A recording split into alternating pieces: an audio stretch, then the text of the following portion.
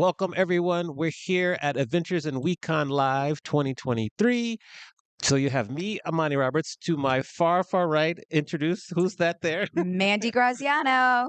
Yes. And then we have our first guest today. Manny, introduce our first guest because I have his book with me right here.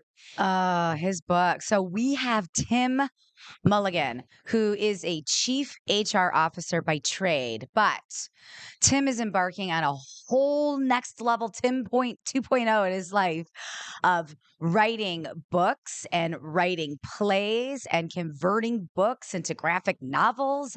I think you should just introduce yourself. Like, this is Tim Mulligan. Thanks, Mandy. Yeah, my name's Tim Mulligan. I'm happy to be your guest today. We loved having you. So Tim just did a breakout, a lab for us, and he did a lab on unleashing your creativity during tough times. So Tim, do you just want to tell us a little bit about what that was? It was very well attended and very well received. Yeah, sure. I mean, I've been in the HR field for 25 years now, and a lot of it was in hospitality. So it was great to talk to this group today. But my talk today was more about how I took such a potentially dark time as the pandemic and used it in a positive to do things I never thought I would do and kind of cross some things off my bucket list. One being writing my first play ever, and the other writing my first cookbook ever. And both I made myself finish. They got done, they got published, they got staged. And I was here to tell that story of kind of, taking a situation that could be a dark time and turning it into a positive to do something good with your life. And I think something inspirational, like one of my takeaways, I actually sat in the session, and one of my takeaways from Tim's session was that, he's embarking on this Tim 2.0, and he has a whole new mindset of saying yes to things and getting comfortable with being uncomfortable. So can you just expand on that? Because that was a really huge takeaway for a lot of people in that session. Yeah, I mean, what I talked about was, I'm 55 years old, and I thought I was in the career that I have been in for a long time, and I could just kind of coast through it and to retirement. But I think it was this time of being at home and having so much time on my hands to try to use that for a positive, and so kind of changing my outlook on life and coming out of the pandemic and the world we're living in, and I'm much more energized. I changed the city I lived in. I changed my career. The company I took a move to Los Angeles, and I'm in a world that I've never thought I'd be in, which is the creator economy, which is the company I work for. It's called Ben Labs.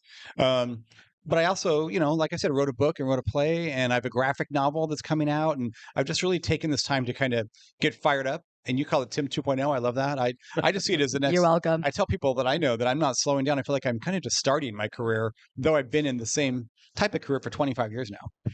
What was the inspiration behind writing the book, and what was maybe one thing you learned about yourself writing the book? Well, I'm not a professional chef. I'm a home cook. I've been cooking since I was a kid, and I am a curator of recipes, and I like to try to create things that are easy to make. I have 2 kids. I've been raising 2 kids for years. I make dinner for them every night. I work full time. I'm on boards. I'm very busy, but yet I make dinner every night. And I host parties on the weekends, and I cook all of our holiday meals. And everyone knows that, Tim loves to cook and he'll like to bring people over. So, and I've been collecting these recipes and ideas for my whole life. So I thought during this pandemic, this is a good time for me to take all these curated recipes and put together a guide for folks who are like me, who are not trained chefs, but love to cook. I want to make good food that's fast, easy to do. And these are tried and true recipes that I have tweaked, curated, and honed since as far back as I can remember. So I wanted to share them with others. Okay. And tell us about the graphic novel. What's the subject of the graphic novel? Well, What's going to happen? So during the pandemic, I had 2 things on my bucket list I wanted to do. The first was actually write a play. And again, remember, I have a day job, so I work full time all day. But while I was doing it virtually, I had time on my hands. I thought, I'm going to use this time wisely and smartly and productively. And I had this idea for a play in my head. I love plays, never written a play in my life. I literally got on in the internet and Googled, how do you write a play? Got the format, storyboarded it out, and I put this play called Witchland that had a month-long run in San Diego. Mhm. And now it's actually going to be going to New York. I just found out, Mhm. off Broadway, early in spring of next year. So so the play was staged. The play is going to have a life. Hopefully, it's called Witchland. Now we're taking that. It's a scary play, a scary, funny play based on my life and a true kind of chapter of my life. And we've actually now converted it into a graphic novel, which is the third kind of project that I'm embarking upon, which is super fun and super exciting.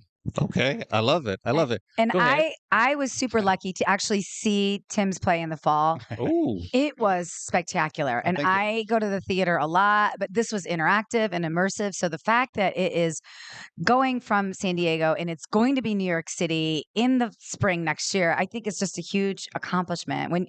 When you set out to just send the script everywhere, is that what you call it? Is it the script? Is it the Yeah, how it's do you all call it? that. Yeah. When you send the screenplay or the script, when you send it out, like what is that process like? Well, I'm How do you know learning, who to send like it I to? said, I don't have a team. It's just me. I'm a Mhm. full-time HR professional by day.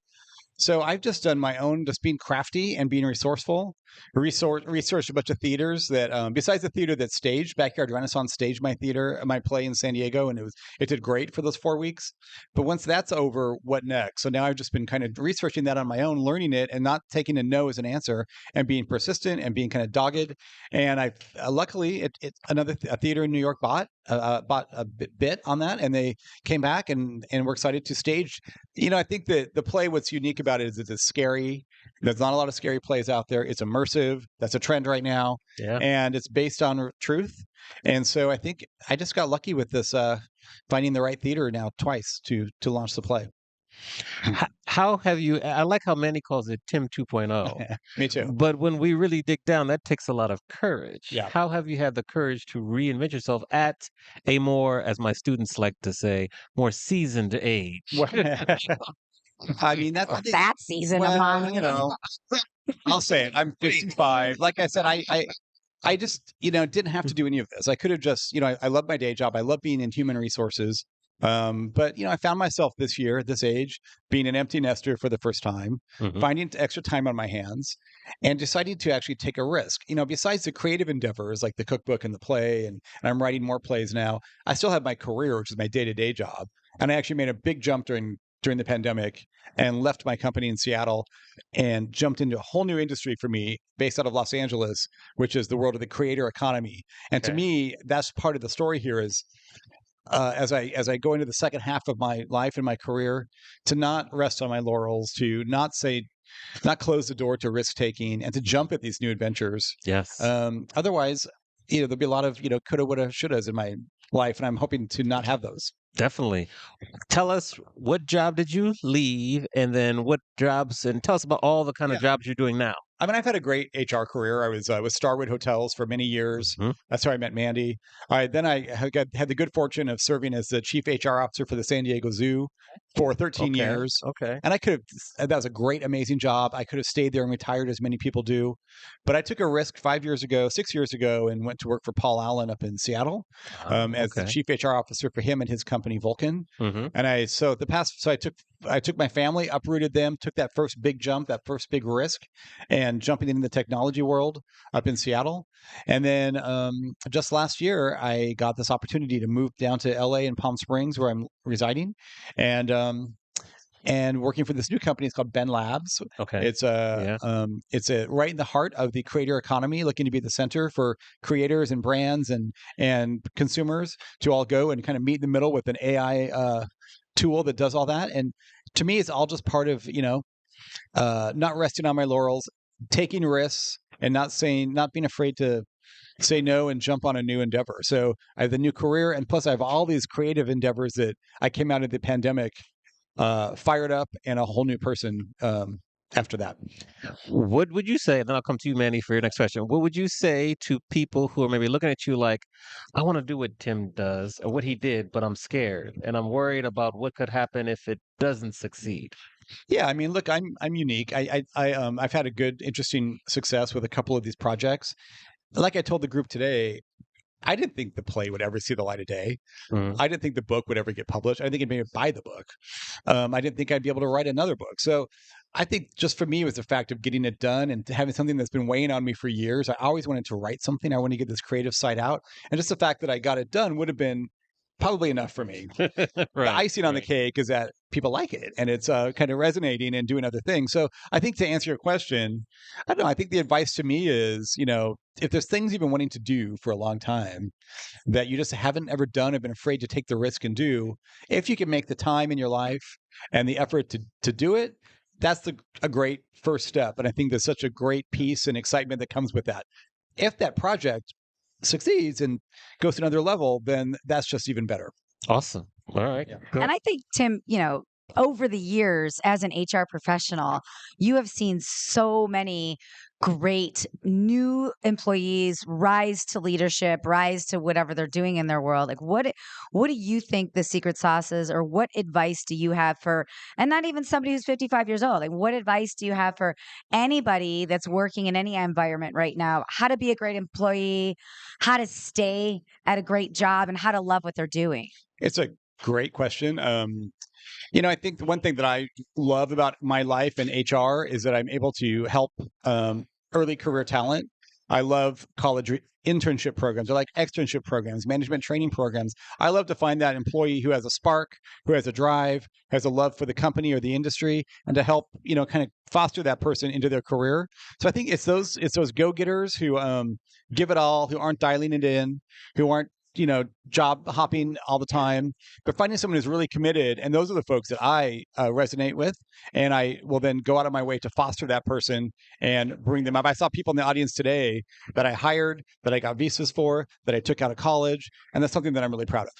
Well, I think we should share a little secret with everybody. Do you think? We like secrets. We like secrets. So, Tim is responsible for me getting a job in a hotel 24 years ago Okay. because Okay. I sent my resume, my very underqualified resume, all over the country. And the only person that would call me back was Tim Well, I Mulligan. think that goes to what I was talking about is you find someone with the drive and the excitement who's doggedly pursuing this career, then how can I not go out on a limb to help that person? And that was the case with Mandy. So yeah, so much to maybe other people's chagrin, we took a step from her. We moved her from Ohio and hired her, and look at her now. So yeah, that's a great success story for me. And I will forever be grateful to you for Thank you. that. So Yeah, thank thank you, you. Tim. What are some of your goals for this year? We're here in May. Where would you like to be in May 2024? I think so. To answer your question, I think it's just continuing to grow and build as an HR leader.